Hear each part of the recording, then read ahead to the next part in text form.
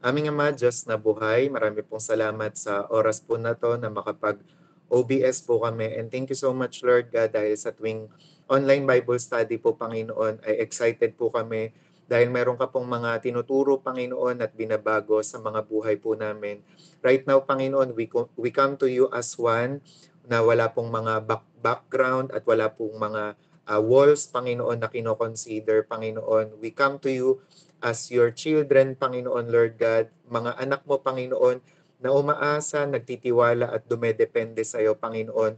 Tumatawag kami sa iyo dahil ikaw po ang aming kaligtasan, ikaw po ang aming Savior, Panginoon, at wala po kaming mapapagkatiwalaan, Panginoon, na magtatanggol po sa amin, dedepensa, Lord God, at mag-iingat, kundi ikaw lamang. Salamat, Lord, dahil ikaw po ang may lalang at nagbigay ng buhay po namin. Kaya sa iyo rin po to, Panginoon Lord God, nakabilong, Panginoon. Kaya Lord, I pray na sa lahat po ng mga nakakapakinig, Lord, ng OBS po na ito, sa lahat po ng mga tumutunghay, nanonood, Lord God, kami po ay alalayan mo, ingatan mo, Panginoon, proteksyonan mo, at turuan mo, Panginoon, ng mga bagay patungkol sa iyo. Tulungan mo po kami, Panginoon, na maging avenue po ito, Panginoon Lord God, para mas lalo ka po naming makilala at mas lalo pa kami, Panginoon, na lumalim sa pananampalataya at sa iyong mga salita.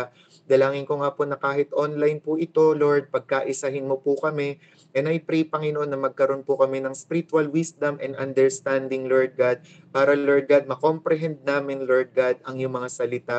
Dalangin ko, Lord, na ingatan mo po kaming lahat, nasan man kami ngayon, kami po man ay pauwi na, Panginoon, kami man po ay nasa biyahe o nasa mga tahanan po namin, Panginoon, may your blood cover us, Lord God, entirely, Lord God, and even our families. Dalangin ko nga po, Panginoon, na alalahanin mo po ang mga concerns namin, yung mga cares namin, and mga prayers po namin.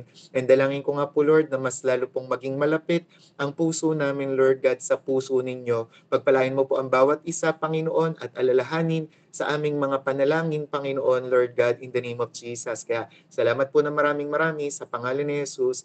Amen and amen. Kaya naman, ayan, so ang topic po natin ngayon ay patungkol sa what time is it?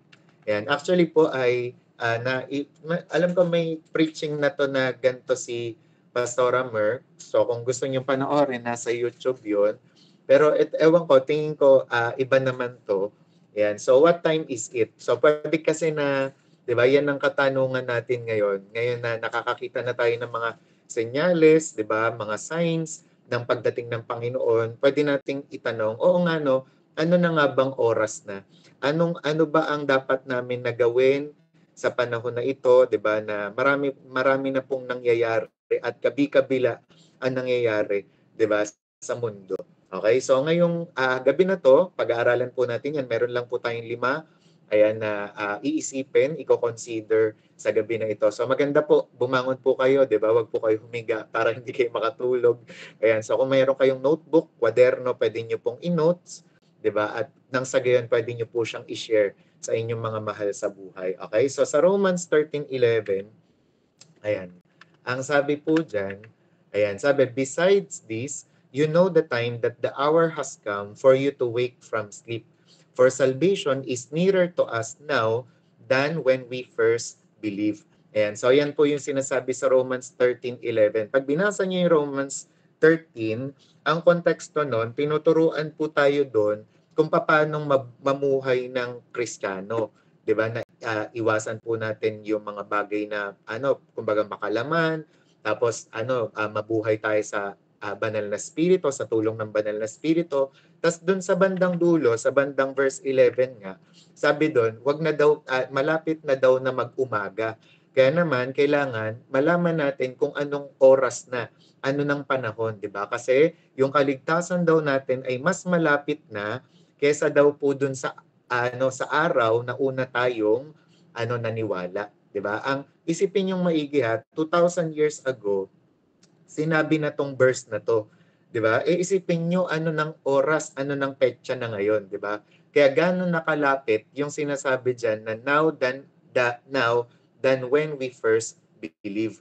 Na kung nung panahon nila, pinag-iingat na sila, pinaghahanda na sila, 'di ba? Yung mga apostol during that time, how much more tayo po, 'di ba? Na gaano na tayo dapat mas maghanda ngayon na nakikita na po natin, 'di ba, na malapit na po na dumating ang Panginoon, 'di ba? So dito, iisa-isahin natin ano nga ba ang mga dapat nating gawin. Okay? So una, ang oras po na ito ay ano po, time na to wake up. Yan. What time is it? It's time to wake up. Yan. Panahon na po para gumising. Sabi po ng Romans 13:11 to 12, the night is far gone, the day is at hand. So then, let us cast off the works of darkness and put on the armor of light. Ayan. So, kung alam natin na malapit nang dumating si Lord, at ito na po yung panahon, di ba, na siya po ay malapit na po nating makita, ito na po yung panahon para gumising po tayo. Kasi alam niyo po kung bakit? Marami daw po sa mga Kristiyano po ngayon, nawa po hindi po tayo ganito, 'di ba? Are spiritually asleep. Ayan, kung naririnig mo po itong boses na to, itong tinig na po na ito, ibig sabihin, binibigyan ka pa po ng biyaya ng Diyos na na gumising. Kasi marami daw po sa mga Kristiyano po ngayon, sa mga believers ang complacent, distracted, or lukewarm. Pero ang prayer po natin, ngayong OBS po na to, maiwasan po natin yung pagiging ganyan. Bakit po? Kasi kapag po tayo ay complacent, kapag po tayo ay lukewarm, kapag po tayo ay distracted, pwede po na hindi po tayo maging handa doon sa muling pagdating ng Panginoon. Kaya nga sinasabi po sa atin talaga ng banal na kasulatan, lagi tayo dapat maging watchful. Dapat lagi tayong maging alerto. 'Di ba? Dapat lagi tayong gising. 'Di ba? Para nang sa gayon, lagi tayong maging ready anumang oras man po dumating ang Panginoon. Actually po tayo sa church natin o kahit dito naman, 'di ba? Hindi po tayo nagsiset ng date na okay, ngayong 2025 darating si Lord. Kasi bakit? Sa Bible, hindi rin sinasabi. Kahit nga daw angels, hindi daw alam kung kailan darating si Jesus. Kahit mismong si Jesus, hindi niya alam kung kailan siya darating. 'Di ba? Ang Ama lang, tanging ang Ama lang ang nakakaalam kailan babalik si Jesus Christ. Kaya naman, Paul urges the church to wake up because the return of Christ is nearer than ever. 'Di ba? Mapapansin nyo nga doon sa The Chosen, kung nanonood kayo ng The Chosen, laging pinag-uusapan doon ng mga apostol, ng mga disciple. Sasabihin nila, anong paboritong salita ni Jesus? Malapit na. 'Di ba? Yung parang nagsasagutan sila, malapit na. Kasi ganun nga ang laging sinasabi ni Jesus. Nakapag-usapang pagdating niya, laging sinasabi, sooner, malapit na. Kaya naman dapat po ay gumising na po tayo. Ano pong kailangan natin na gawin? What to do? Examine your priorities. 'Di ba? Are you spiritually awake or just going through the motions? Kaya kung halimbawa ikaw ay Kristiyano, tinanggap mo na si Jesus, para sa iyo tong mensahe na to. Kamusta ang spiritual na buhay mo? Kamusta ang mga priorities natin sa buhay po natin? Tayo po ba ay kumbaga tayo namumuhay sa kalooban at sa purpose ng Diyos, o gumagawa na lang po tayo through the motions, 'di ba? Sumasabay na lang tayo sa agos ng buhay na kung itong mga tao na to on fire, tayo rin on fire. Kapag itong mga tao na to ay nanlalamig din tayo. Hindi po dapat ganun. Dapat ang mga taong nananabik sa pagbabalik ng Panginoon, laging on fire yan. 'Di ba? Kaya naman sabi, remove distractions that make you numb to God's presence. Halimbawang may mga bagay kasi na hadlang sa'yo para maramdaman at maging totoo yung presensya ng Diyos sa'yo, kailangan daw tanggalin mo na yan. Naalala ko noon dati, lagi ko sinasabi nung nasa NHA pa kami, mamimili ka lang kung ikaw ay magiging panig sa kadiliman o sa liwanag, sa kasalanan o kabanalan. 'Di ba? Dalawa lang po ang pagpipilian, sa Diyos o sa demonyo. 'Di ba? Kasi hindi pwedeng sa gitna tayo. Hindi pwedeng nasa in between o sa middle tayo, 'di ba? Dapat po mamili tayo. Like, 'di ba? As for me and my house, we will serve the Lord. 'Yun ang conclusion niya, 'yun ang decision niya. Kaya sa ating mga Kristiyano, dapat din po 'yun ang gawin po natin. Sabi nga daw po, ewan ko kung naranasan niyo na po 'yon. Sino po dito may alarm clock? Tapos, paborito nyong gawin tuwing umaga, yung ini-snooze nyo, yung alarm clock. Tapos maya-maya, kakasnooze nyo, di ba? Nagising kayo, late na pala kayo.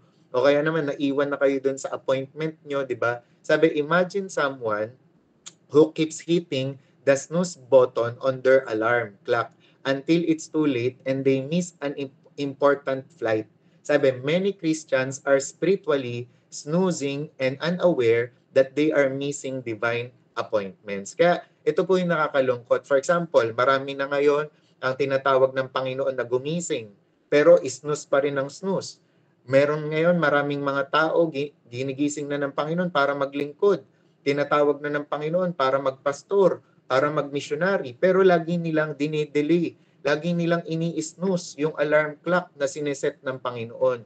Kung tayo po ay ganon sa spiritual na buhay natin, ay baka, 'di ba? Kabahan po tayo, 'di ba? Baka ma-miss out natin yung tinatawag na divine appointments. Kaya kung tayo po, tinatawag po tayo ng Diyos, ginigising niya po tayo, wag na tayong magmatigas. Wag na po natin i-snooze yung alarm clock, 'di ba po? Sumunod na po tayo sa Panginoon. Kaya i-type nyo po sa message box, gising. Ayan, gising. Yan po ang sinasabi ng Panginoon sa atin ngayon. Wag na po tayong tutulog-tulog, 'di ba? Gumising na po tayo. 'Di ba? Alam na alam po natin 'yan. Kung tayo po ay tulog spiritually, 'di ba? Dapat po gumising na tayo. Sabi nga ng Ephesians 5:14, awake, O sleeper, and arise from the dead, and Christ will shine on you. 'Di ba? Kaya sa lahat po ng mga natutulog diyan spiritually, nagpapabaya, 'di ba? Ngayon po ay gumising na tayo. It's time to wake up. Yan po ang dapat nating gawin. Pangalawa naman po, what time is it? It's time to clean up. Ngayon pong malapit nang dumating ang Panginoon, it's time to clean up. Maglinis ka, 'di ba? Maglinis ka ng buhay, maglinis ka ng bahay, maglinis ka ng puso, maglinis ka ng espiritu, ng kaluluwa. It's time to clean up. Sabi ng Romans 13:13-14, let us walk properly as in the daytime, but put on the Lord Jesus Christ and make no provision for the flesh to gratify its desires, 'di ba? Kasi kung malapit na dumating ang Panginoon, it's time to clean up. Kapag nga daw po tayo, ano ang unang-unang naiisip natin kapag alam natin na merong darating sa bahay, merong bisita, 'di ba? Anong unang ginagawa? Nag-aayos, naglilinis, 'di ba? Mag-heart nga diyan ang naglilinis kapag may bisita, 'di ba? Pag may paparating na bisita, 'di ba? Normally, ganyan ang ginagawa natin. Maglilinis tayo, 'di ba? Para maging presentable yung ating bahay, para siyempre ma-amaze naman, 'di ba? At makomportable naman yung darating, 'di ba? Hindi naman yung pinabayaan mo lang na kung ano-ano, sala-salabat yung mga gamit mo diyan, 'di ba? Siyempre kung as a human, as a tao, 'di ba, na okay, maayos, ay naglilinis ka. So ganun din, 'di ba, sa pagbisita, sa pagpunta, sa pagdating ng Panginoon, kinakailangan maglinis po tayo. Ano ibig sabihin nun? Sabi diyan, true repentance means not just turning from sin, but putting on Christ, His character, and His priorities. Kasi nga sinasabi sa verse na yan, put on Christ. And ngayon, hindi mo pwedeng basta-basta na i-put on si Lord hanggat may kasalanan pa. Di ba? Naalala ko dati si Pastora Det, lagi niyan sinasabi, hindi daw tumitira si Jesus sa maruming puso. Hindi tumitira si Jesus sa may sakit na puso. Bakit? Kasi kapag titira siya dyan, lilinisin niya talaga yan.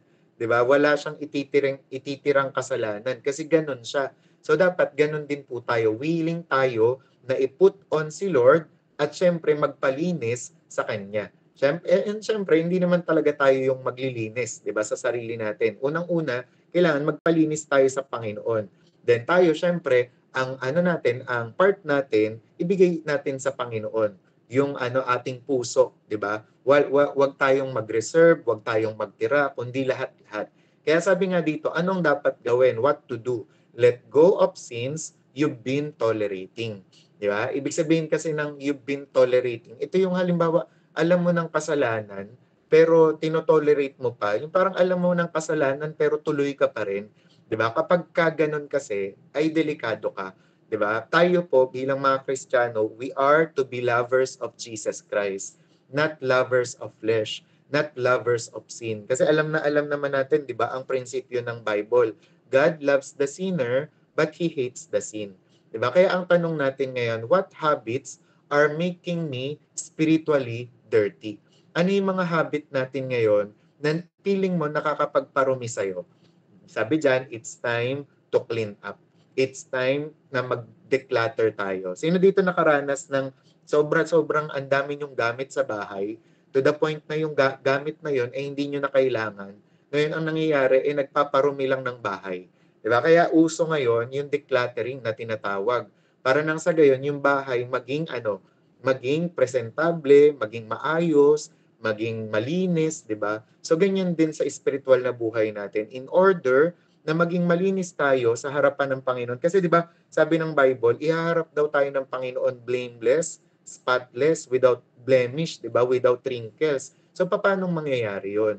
'Di ba? Sa pamamagitan ng pagbibigay natin ng puso natin sa Panginoon, 'di ba? Kung meron tayong dapat i-confess natin. Kung meron man tayo na habit, 'di ba, na feeling mo nakakapagpa-dumi sa'yo, 'di ba, panonood ng mga porno, panonood ng mga hindi dapat mga pinapanood, 'di ba, mga salitang dapat hindi sinasabi, mga pandama o emosyon, 'di ba, o nakalagay sa puso na alam mong nakakapag-dirty sa'yo, kagaya ng mga unforgiveness, bitterness, 'di ba? So yung mga habit na yan, yung mga kamalian na yan, mga kasalanan na yan, dapat po ay isuko natin sa Panginoon. Gaya nga nung repentance, di ba? At magkaroon tayo ng true repentance. Kasi sabi nga po ng 2 Corinthians 7:1, let us cleanse ourselves from every defilement of body and spirit, bringing holiness to completion in the fear of God. Naalala ko pa rin, yun nga yung lagi kong sinasabi, na kapag ikaw sumakay ka sa hot air balloon,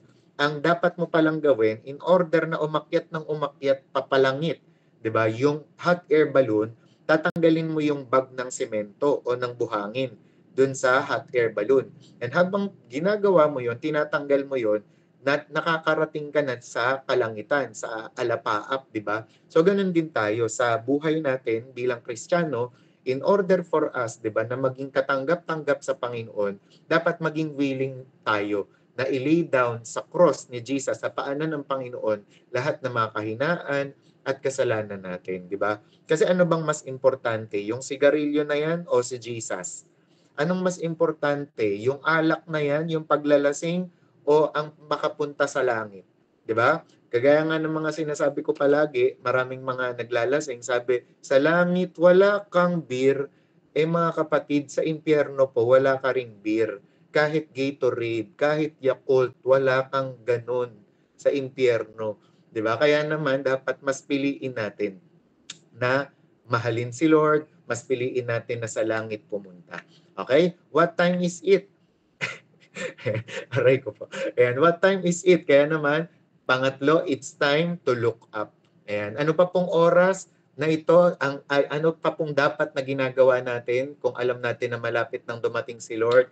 It's time to look up. Ito naman, napakaganda nito. Kasi sabi ng Luke 21:28, now when these things begin to take place, straighten up and raise your heads because your redemption is drawing near. Ayan, so palakpakan tayo dyan, di ba? Kasi ang sinasabi dyan ng Panginoon, kapag daw nakikita natin yung, yung mga kaganapan na to, di ba? Dapat daw po ay mas lalo tayong tumingin sa langit, di ba? Tignan natin si Jesus. Bakit? Kasi ibig sabihin, malapit na talaga yung kanyang pagtutubos. Kaya actually kung aayusin natin talaga yung puso natin, dapat talaga ang mangyari sa atin, ang disposition natin, emosyon, response at reaction natin, excited tayo.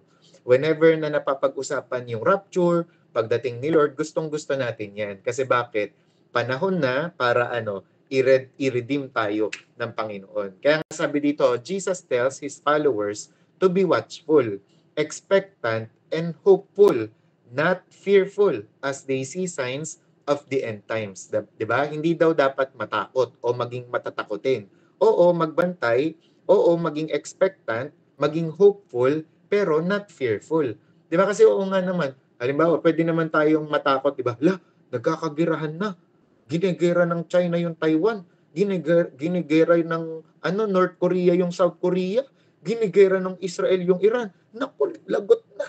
'Di ba? Parang kung halimbawa pwede nating sabihin 'yon o maging reaction 'yon. Pero ang ini-encourage sa atin ng Panginoon dito, maging hopeful tayo. 'Di ba? Sabi, look up because our hope is in Christ, not in the world. 'Di ba? Halimbawa, ipagpariman nga natin, 'di ba, na matigil ito, na tapos ito. Pero nasa prophecy kasi, ang kailangan talaga nating gawin ngayon, umasa sa Panginoon. Dumepende sa Panginoon, magtiwala sa Panginoon. Kasi mapapag-pray natin yung peace within thy walls, their walls, 'di ba? Pero darating talaga at darating yung time, yung mga prophecy sa Bible, mangyayari at mangyayari talaga. Kaya tayo po, kinakailangan tumingin tayo sa langit at maging hopeful tayo, 'di ba, sa gagawin ng Panginoon. Kaya i-type nyo sa message box, hopeful. Hopeful. Ayan. Kaya anong dapat nating gawin? What to do? Focus on eternity more than temporary things. Ano pong dapat nating gawin ngayon na inaabangan po natin yung pagbalik ng Panginoon? Dapat po mag-focus daw po tayo sa kung ano yung eternal kesa daw po sa mga temporary things. Kaya nga 'di ba dito po tayo biglang magsasabi na, ay kumbaga parang mapapaisip patungkol sa mga yaman natin dito sa mundo. For example, tayong mga medyo mayaman lang, wow, social, mayaman kay Lord, di ba? Ang lagi nating, kumbaga parang focus talaga is yung pagtulong sa iba, yung pagbibigay sa kaharian ng Diyos, yung makatulong sa iba, makatulong sa mga nangangailangan, di ba? Tulungan yung mga unfortunate people, 'di ba? So, yun yung puso natin. Pero syempre, for example, yung iba na wala sa kanila yung pagdating ng Panginoon, hindi nila iniisip yung mga eternal things. Ang iniisip lang nila, yung plano lang nila, papanong yumaman, papanong sumikat, papanong dumami ang bahay, 'di ba, dito sa mundo, which is ang tawag po diyan temporary things. And temporary things siya bakit? Kasi hindi mo siya madadala sa langit. Halimbawang si Christine Agapito, magkaroon man siyang sampung bahay at lupa, 'di ba? Kapag sinundo na tayo ni Lord dito, ay ni isa doon wala siyang madadala. Kaya mas maganda anong ifo-focus mo, yung bahay mo doon sa langit, 'di ba? Halimbawa, mag-ipon ka dito ng yaman mo, ng pera mo, kapag nag-rapture, pag dumating ang Panginoon, ay ni isa dyan, ni kusing, wala kang madadala dyan. Kaya nga dapat invest on eternal things. 'Di ba? Maano't magbigay tayo, maano't magplano tayo patungkol sa kaharian ng Diyos. Hindi lang yung mga sarili nating plano. 'Di ba? Na instead halimbawa travel lang tayo ng travel, mag-mission din tayo. Instead na kumbaga parang ipon lang tayo ng ipon, matuto tayong magbigay. 'Di ba? Instead na yung sarili lang yung isipin natin, matuto tayo na tumulong sa iba. Kasi those are eternal things. Amen? 'Di ba? Instead na tahimik ka lang, 'di ba? Mag-umpisa ka nang mag-share ng word of God ngayon. Okay? Sabi nga, live today in light of Christ's soon return. Pero wag niyo po akong ma-misinterpret baka kasi isipin nyo, do you mean, Pastor, wag na kaming magplano? Ibig sabihin mo, Pastor, masama bang magplano? Hindi po. Hindi po masamang magplano, hindi po masamang mag-ipon, hindi po masamang mag-aspire na magkaroon ng bahay, 'di ba? Ang sinasabi ko lang dito, binabalanse po natin, 'di ba po, na mamuhay tayo, magplano po tayo na parang matagal pa yung rapture, matagal pang dumating si Lord, pero mamuhay tayo ngayon na parang as if mamaya na siya dadating o kaya bukas na siya dadating, 'di ba? Nang sa gayon, 'di ba, maging ready tayo palagi spiritually. Okay, naintindihan? Pero yun nga, focus on eternity more than temporary things. Kaya pag tinanong po kayo, 'di ba, ilan na ang bahay niyo sa heaven? Ilan na ang corona niyo sa heaven? 'Di ba? So dapat po nag-iipon na po tayo. 'Di ba? Naalala ko nga yung parang isang tao, kwentong barbero lang naman to pero ang lakas ng impact, 'di ba? Yung parang ang dami niyang mga inano, parang ginawa dito sa mundo. Then pagdating niya sa heaven, nakita niya yung kanyang bahay doon, lang, yung mga hollow blocks lang, tas wala pang bubong, wala pang ang pinto.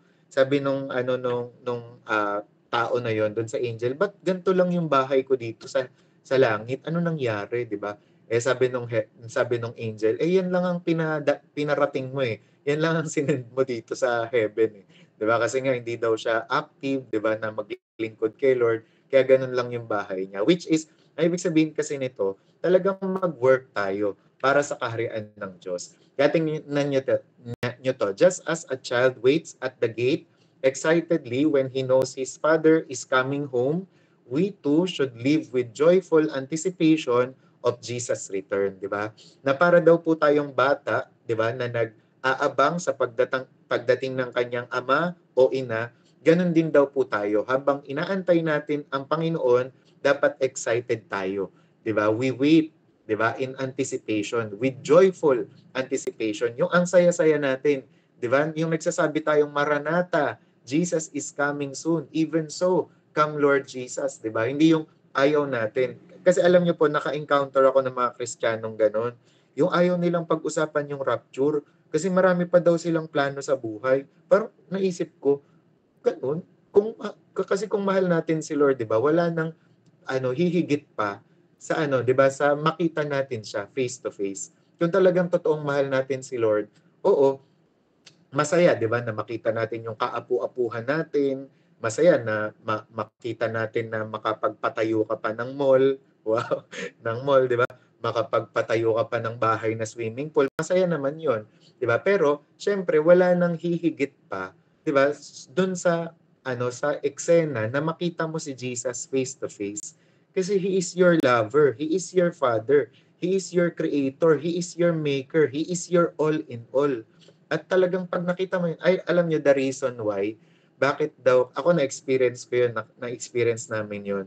Bakit daw may mga pagkakataon, na lalong-lalo na sa mga Kristiyano, kapag daw pinag-pray natin yung Kristiyano na na mabuhay pa, bakit daw minsan nadi-disappoint tayo na yung Kristiyanong pinag-pray natin na mabuhay pa hindi na sila nabubuhay.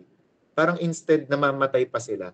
Alam niyo kung bakit? Kasi sinabi yun ni Robert Slardon, the reason why, kasi bakit?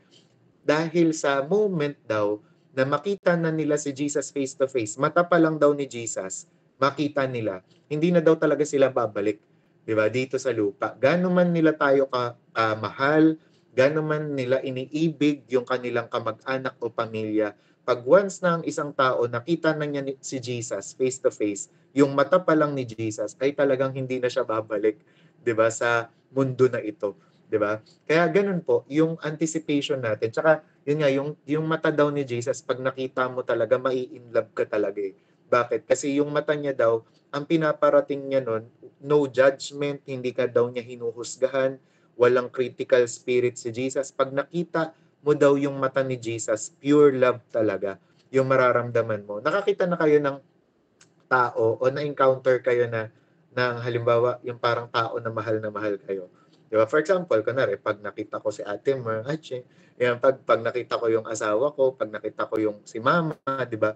Parang pag nararamdaman mo na mahal ka nila, di ba? Na mahal, yung, kumbaga parang pag yung pamilya mo, di ba? So parang ganun din daw, yung makikita mo sa mata ni Jesus, pag nakita mo siya face to face, pure love talaga, yung mararamdaman mo, di ba? I-show niya sa'yo. Kaya pag nakita mo siya, ay talaga naman, walang maitutumbas doon. Amen!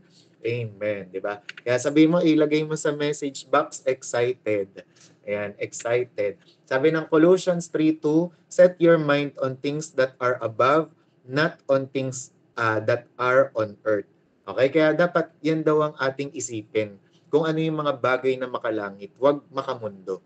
Okay, kasi isipin mo na lang maigi. Kaya nga, may religion na ganon, di ba? Na ang tinuturo nila, ito na daw yung heaven natin. 'Di ba? Parang which is wrong talaga. Wrong religion 'yun, wrong teaching 'yun. Ha? Ito na yung heaven? 'Di ba? Kayo ba payag kayo na ito na yung heaven natin? Hindi, 'di ba? Kasi naglo-look forward pa tayo dun sa new heaven and new earth. And sabi ng Bible, dun daw natin iset yung mind natin. Okay? And ano pa? Ano pang dapat na gawin natin ngayon? What time is it? It's time to step up. Yeah, it's time to step up. Matthew 9:37 to 38, the harvest is plentiful, but the laborers are few. Therefore, pray earnestly to the Lord of the harvest to send out laborers into His harvest. Diba? So, dahil nga malapit nang dumating si Lord, anong kailangan natin gawin? Tayo pong lahat na nasa OBS ngayon, dapat mag-step up na tayo. Dapat lahat tayong nasa OBS ngayon, maging evangelist na tayo. Dapat lahat po tayong mga nakikinig nito ay wag na tayong mahiya, mag-share na tayo ng gospel. Kasi bakit? The harvest is plentiful, but the laborers are few. Ibig sabihin, naghahanap na ang Panginoon ngayon ng mga maglilingkod sa Kanya. Naghahanap ang Panginoon ngayon ng mga gagamitin niya for His glory. Di ba? Na tutulong sa Kanya para mas marami pang maligtas sa panahon ngayon. Di ba? Sabi nga, alam niyo ako, nung ako po ay may pinuntahan dito sa Katarungan, nakita ko yung isang puno ng mangga na yung mga bunga nalalaglag na lang. Parang bigla po naming naisip ni Pastora Mer na oo nga no, parang ganyan sa harvest na kapag hindi kumilos ang mga Kristiyano ngayon, hindi natin hinarvest yung mga ready na nakaluluwa, malalaglag na lang sila at mabubulok basta-basta. Payag po ba tayo doon? 'Di ba? Na yung mga tao na supposed to be dapat maligtas, dapat nasa church, dapat nagba-Bible study, hindi na nakapag-Bible study, dumating na lang ang Panginoon. Bakit? Kasi ayaw pa natin silang sharean. Kaya mga kapatid, it's time to step up. Di ba? Oo, ikaw ngayon ay trabahador ng Pilinbes, ikaw ngayon ay trabahador ng BDO, ikaw ngayon ay trabahador ng office nyo, ng construction firm nyo, di ba? Ikaw ay teacher sa eskwelahan, pero higit sa lahat mga kapatid, huwag nating kakalimutan yung calling sa atin ng Panginoon na laborers tayo ng Panginoon. Tayo ay mga kamanggagawa ng Panginoon. Kaya parang ang sinasabi ng Panginoon ngayon, asa na yung mga tutulong sa akin para i-harvest itong mga tao na to. 'Di ba? Ako nga, I'm looking forward, 'di ba? Ito po ang prayer ko na sa bawat mga estudyante dito, magkaroon kayo ng mga kanya-kanyang small group, kanya-kanyang Bible study sa school. Lahat ng mga nagtatrabaho dito, magkaroon ng mga kanya-kanyang Bible study, 'di ba? Sa opisina, sa kumpanya, 'di ba? Parang ang ganda isipin na bawat isa sa atin ngayon, 'di ba? Magkakaroon ng mga Bible study sa bawat bahay. Kaya nga alam niyo po, naisip talaga namin tong OBS kasi ang pinaka-iniisip ko dito, habang nag-OBS tayo, katabi mo yung asawa mo, katabi mo yung anak mo, katabi mo yung pinsan mo, yung tita mo, yung tito mo, 'di ba? Sabay-sabay tayong natututo ng Bible. Nang sa gayon, pag dumating si Jesus, sabay-sabay din tayo, 'di ba? Na ma-raise up, sabay-sabay tayong kukunin ng Panginoon. Walang may iwan. Amen? Kaya it's time to step up. Sumunod na tayo. Sabi ko, God is calling the church, tayo yon, not just to wait for His coming, but to work while we wait. Diba? There is urgency. Many lives are at stake. Diba? Kasi isipin nyo maigi. Kaya nagugulat nga po ako. For example, nung yung nakaraan, may nakita ako na bata-bata, namatay na. Parang iniisip ko, ganun po talaga pala ang buhay.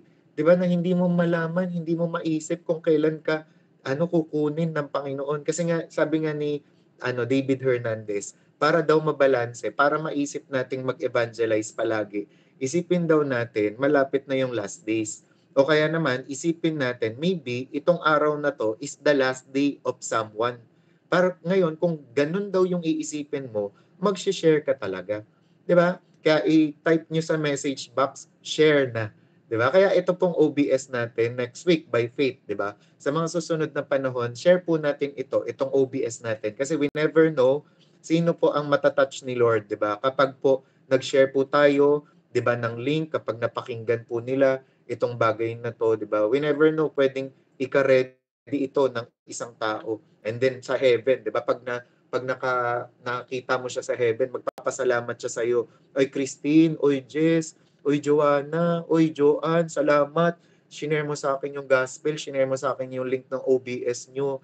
Nakatanggap ako sa Panginoon doon. Kaya mag-share na po tayo. Nasaan ka man, 'di ba? Ano man ang trabaho mo, mag-share na po tayo. Kaya nga naalala niyo yung sinabi nung Good Samaritan, 'di ba? Yung parang sabi, ay oo, yung ano nga ba yun, yung sinasabi na occupy till I come.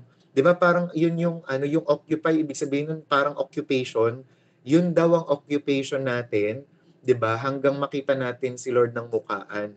Yung trabaho natin is to share the gospel, pangalagaan ang mga tao, 'di ba? Kaya anong kailangan nating gawin? Share the gospel intentionally. Ibig sabihin ng intentionally, sadyain mo na mag-share talaga. I-set up mo yung kaibigan mo, 'di ba? Na sa linggo magsisimba kayo, i-set up mo yung tita mo na sa linggo magba-Bible study kayo, sa Tuesday mag-OBS kayo, o kaya naman isama mo sa prayer meeting, sa fellowship, di ba? And ano pa, serve in ministry faithfully. Don't delay. Yan. So dapat po, ang dapat nating gawin ngayon, maglingkod na po tayo. Nakakanina meron akong pinapakinggan na preacher, sinasabi niya daw talaga doon sa church nila, mag-serve tayo faithfully. Bakit? Kasi pag once na tayo, tumigil na tayong mag-serve, ibig sabihin mayabang na daw tayo. And isa sa mga dahilan, ang pinaka-major na dahilan, bakit nalaglag si Satanas, si Lucifer mula sa langit, ay dahil sa pride. 'Di ba? And alam niyo po, maraming mga Kristiyano ngayon ayaw nang mag-serve, tumigil nang mag-serve. Bakit? Kasi ang yayabang na. Pero para ma-maintain ang humility, para maging humble pa rin tayo daily, palagi, is to serve, 'di ba? In ministry faithfully. Sabihin nga natin, type natin serve, 'di ba? Maglingkod tayo. Paglingkuran natin ang Diyos, paglingkuran natin ang kapatid natin, ang kapwa natin, 'di ba? Kasi sa pamamagitan po noon, dadami at uusad ang salita ng Diyos. Kaya alam nyo, yung bagyong Yolanda, sino daw po ang una na tumulong talaga nung kumilos nung panahon ng Yolanda? Walang iba po kundi ang church, ang mga Kristiyano. Nangungulaga sila. Kaya nung time na yan, ang daming mga na-born again din. Kasi bakit? Maraming mga churches ang tumulong. Di ba, naalala ko nga rin noon, di ba, nasa Magdaong pa tayo, NHA pa tayo, talagang lagi rin tayong ganyan, di ba? Yung halimbawa, pag nababalitaan nila Sister Rachel na, uy, merong mga nilipat dito sa talagang tumutulong tayo, di ba? And dapat hindi matigil yan, di ba? Hindi matigil yung pagtulong natin, hindi matigil yung pag-share natin. Kasi people are finding hope, di ba? Talagang ang mga tao ngayon, tumitingin sila, sino ang magbibigay sa amin ng pag-asa? At ang i-share natin sa kanila ay walang iba kundi si Jesus. Mula noon hanggang ngayon, ang pag-asa pa rin natin ay si Jesus. Ang pag-asa sa lungkot, ang pag-asa sa pagkalugmok, ang pag-asa sa kahirapan, ang magdadala ng kagalingan, walang iba kundi si Jesus pa rin. Kaya keep on preaching Jesus. Keep on sharing Jesus. Keep on telling Jesus, di ba? So wag tayong magsasawa, wag tayong mapapagod, wag tayong titigil. Share Jesus Christ. Okay? So type natin, share Jesus. John 9:4, we must work the works of Him who sent me while it is day. Night is coming when no one can work. Diba? Kasi darating yung time, wala na talagang magtatrabaho, makakapagtrabaho. Kaya ngayon, magtrabaho na tayo, mag-share na tayo. Kaya tingnan nyo, pansinin nyo, ang pinaka sinasabi ni Reinhard Bonnke na dapat nating gawing mga Kristiyano ngayon ay mag-share ng Word of God. Bakit? Kasi pagdating natin ng langit, hindi na natin magagawa yan. Yung pagwo-worship, magagawa natin yan pagpunta natin sa langit. Yung pagpe-praise, magagawa natin yan pagpunta sa langit. Pagkanta, magagawa natin yan pagdating natin sa langit. Mag-aaral pa rin tayo ng Bible pagdating natin sa langit. Ano lang ang hindi na natin magagawa pagdating natin sa langit? Yun po yung mag-share, 'di ba, ng Word of God. Kaya itong pag-share na to, talagang binigay sa atin to ng Panginoon. Kaya gawin na natin habang nandito pa tayo. Okay? So last na lang, it's time to surrender. What time is it? It's time to surrender. Sabi nga ng 2 Corinthians 6:2, behold, now is the favorable time. Behold, now is the day of salvation. Kaya kung meron man po dito sa ating OBS, ang hindi mo pa sure kung saan ka pupunta, langit o impyerno, now is the time to surrender. Ngayong oras na to, habang nakikinig ka nito o naririnig mo to, dapat tanggapin mo na si Jesus sa iyong puso. Kasi sabi ng Bible, si Jesus ang daan, katotohanan at ang buhay, walang makakaparoon sa Ama, sa langit, kundi sa pamamagitan niya. Kung hindi mo pa tinatanggap si Jesus, ay talagang delikado ka. Hindi ka talaga magiging sigurado. Pero kapag tinanggap mo si Jesus sa puso mo, isinapamuhay mo siya, yan, dyan ka palang magkakaroon ng kaligtasan. And sabi dyan, now is the day of salvation. Huwag mo nang ipagpabukas pa. Kasi we never know kung hanggang kailan tayo. Sabi nga, God is calling people to stop postponing commitment.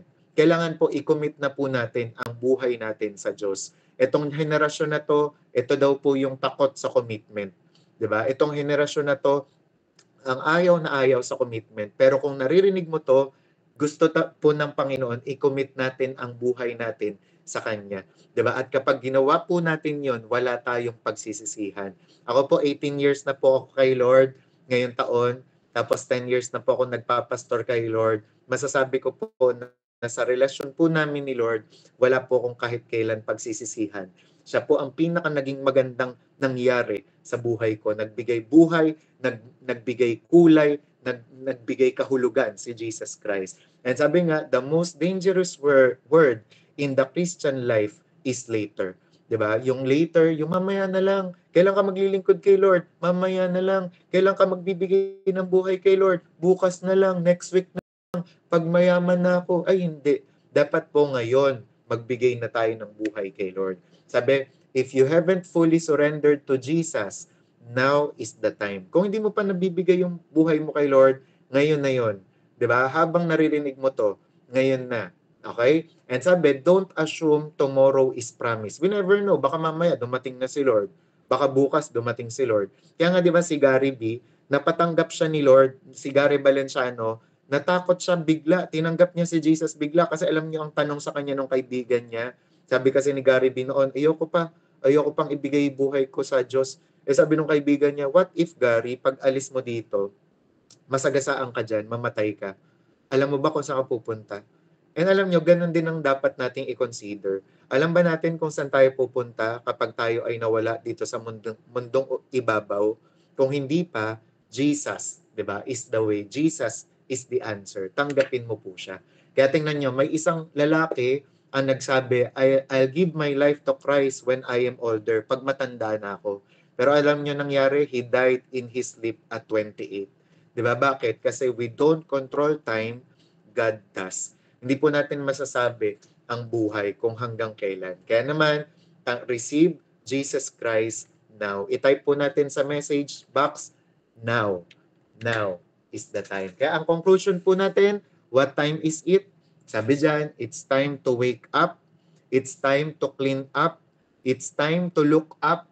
It's time to step up and surrender. 'Di ba? Unang-una, gumising na po tayo. Huwag na po tayong matulog spiritually. Pangalawa, linisin natin ang ating mga buhay. Magrepent tayo sa mga kasalanan natin. Pangatlo, look up. Lagi tayong umasa sa Diyos, magtiwala sa Kanya. Step up, 'di ba? Mag-step up ka na. Kung dati nahihiya ka, ngayon, huwag ka nang mahiya, 'di ba? I-share mo lang yung link, 'di ba? Iaabot mo lang yung gospel track, 'di ba? I-share mo lang yung post ng church nyo. Ganun lang. 'Di ba? Sasabihin mo lang kung ano yung answer ni Jesus, yung sinasabi ni Jesus. 'Di ba? I-share mo lang yung Bible, magbibigay ka lang. 'Di ba? Mahirap ba 'yon?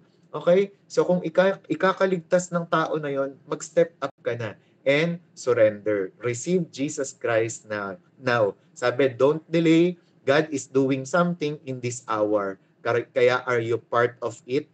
'Di ba? And let's live with urgency, purity, and purpose. 'Di ba? Wag na po tayong mag-aksaya ng panahon. Kaya sabi nga po dito, tingnan niyo po to. I-screenshot niyo yan. Sabi, you don't need more time. You need to use the time God already gave you. Hindi mo pwedeng sabihin na, Lord, kasi kulang na yung oras ko. Lord, wala na akong oras, 'di ba? Ang dapat mong gawin, gamitin mo na yung oras na binigay ng Diyos, 'di ba, sa iyo, 'di ba? Ngayon na, ngayon na. Okay? Amen. Amen. Okay, so sige po, tayo po ay mananalangin na po. Let's